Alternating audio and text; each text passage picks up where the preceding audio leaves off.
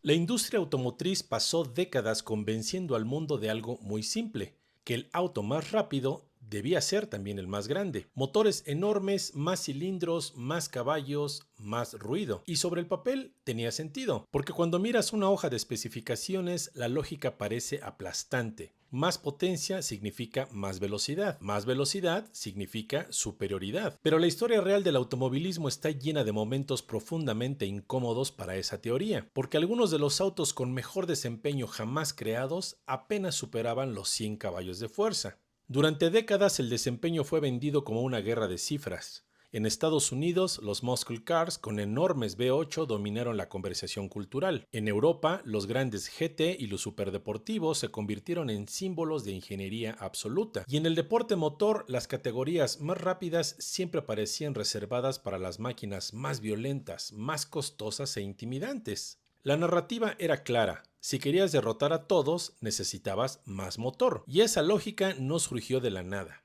En línea recta, la potencia sí importa. En circuitos rápidos, sí importa. En velocidad máxima, importa muchísimo. El problema es que el automovilismo nunca ocurrió únicamente en línea recta.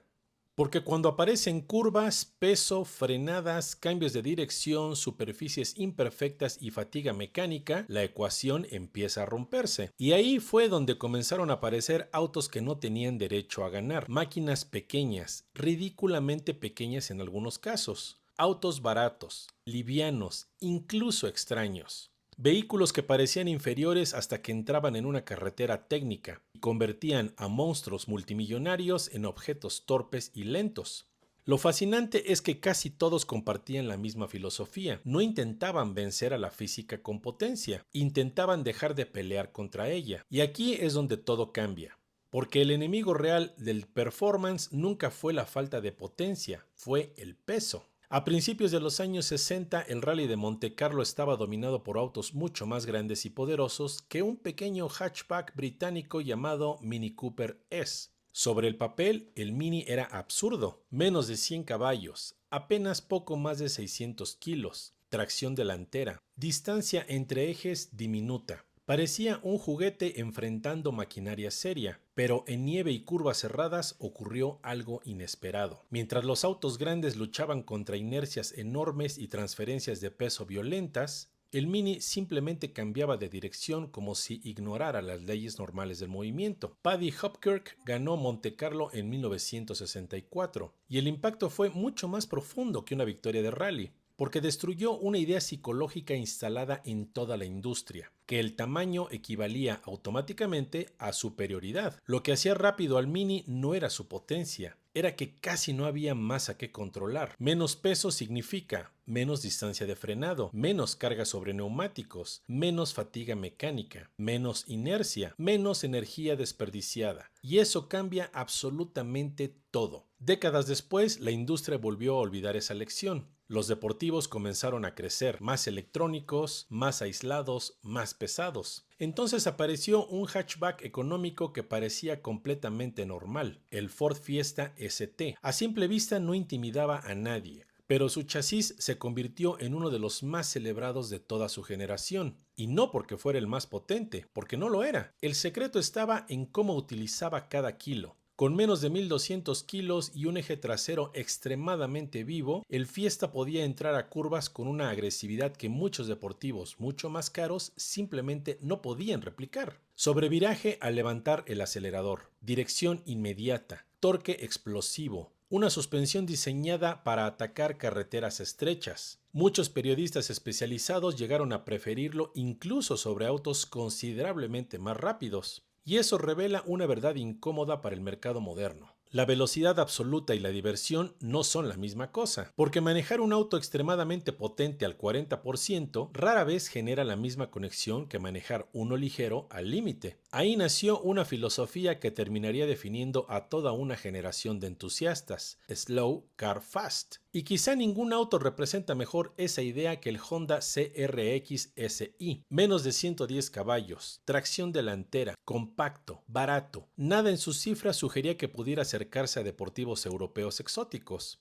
Pero en carreteras técnicas ocurría algo desconcertante. El CRX era un auténtico go-kart. Su bajo centro de gravedad, suspensión doble wishbone y respuesta inmediata lo convertían en una extensión del conductor. Mientras muchos autos potentes dependían de enormes márgenes de aceleración para compensar errores, el CRX obligaba a conducir con precisión. Y cuando lo haces correctamente, descubres algo importante. La velocidad en curva suele importar más de lo que la gente imagina, porque perder velocidad en frenada cuesta muchísimo más tiempo del que normalmente se cree, y recuperar ese tiempo exige cantidades enormes de potencia. Por eso, muchos asesinos de gigantes, como le conocían a estos autos, parecían imposibles de alcanzar en caminos estrechos. Nunca necesitaban desacelerar tanto. El mismo principio apareció en lugares mucho más extremos. En las carreras de resistencia, por ejemplo, las categorías existen precisamente para separar niveles de desempeño. LMP1 debía destruir a LMP2. Esa era toda la lógica del sistema, pero el Porsche RS Spyder ignoró completamente esa jerarquía. Menos potencia, menos presupuesto, categoría inferior. Y aún así, derrotó prototipos teóricamente superiores. Porque en carreras de resistencia la potencia no es el mismo recurso importante. También importan consistencia, confiabilidad, consumo,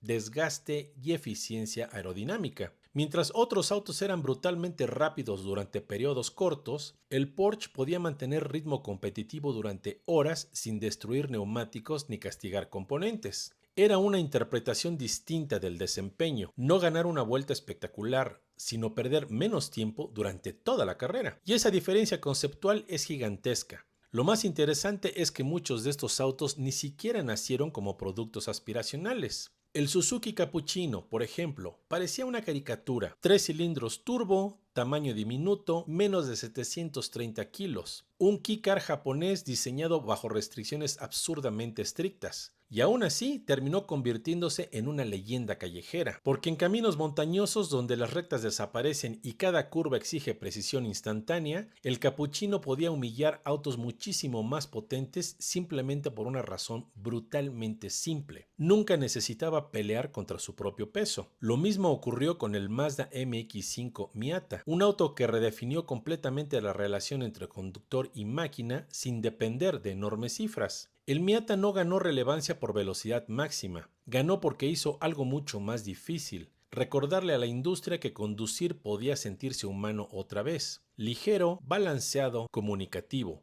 Muchos deportivos eran más rápidos, muy pocos lograban esa conexión. Y aquí aparece uno de los mayores malentendidos del desempeño moderno. La gente suele pensar que los asesinos de gigantes son autos lentos. No lo eran. El problema es que confundimos potencia con velocidad utilizable. Un auto extremadamente pesado necesita cantidades absurdas de energía simplemente para cambiar de dirección. Cada kilo extra afecta frenada, neumáticos, transferencias de peso, temperatura, desgaste, agilidad. Por eso, Colin Chapman, fundador de Lotus, repetía una idea que terminó convirtiéndose en dogma de ingeniería. Aumentar la potencia te hace más rápido en las rectas, restar peso te hace más rápido en todas partes. Y pocos autos demostraron eso como el Lotus Elise. Sin lujo, sin aislamiento, sin exceso, apenas unos 120 caballos en algunas versiones tempranas, pero un chasis tan preciso que podía destruir autos mucho más potentes en circuitos técnicos. No porque acelerara más fuerte, porque frenaba más tarde, giraba más rápido y salía de curvas utilizando mejor la energía disponible. Era menos un automóvil tradicional y más un bisturí. Cuando entiendes eso, también entiendes por qué algunos Giant Killers se volvieron leyendas culturales. El Peugeot 205 GTI, el Lancia Fulvia, el Caterham 7, incluso el Nissan GT-R R32, que ni siquiera era pequeño, funcionaba bajo la misma lógica conceptual.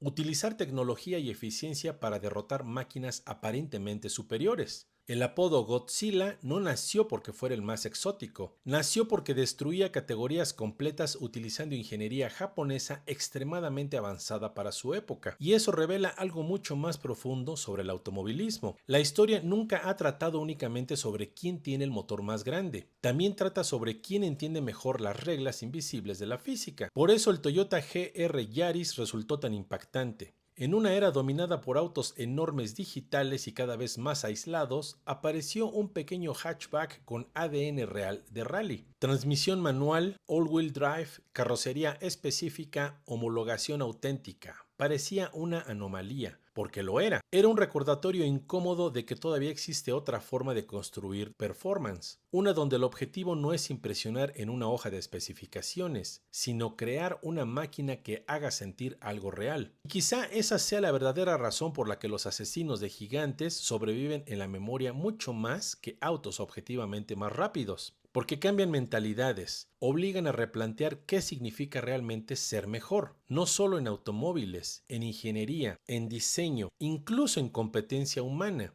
Porque muchas veces la ventaja no aparece cuando agregas más fuerza, aparece cuando eliminas lo innecesario. Y tal vez por eso algunos de los autos más importantes de la historia fueron precisamente los que parecían no tener ninguna posibilidad.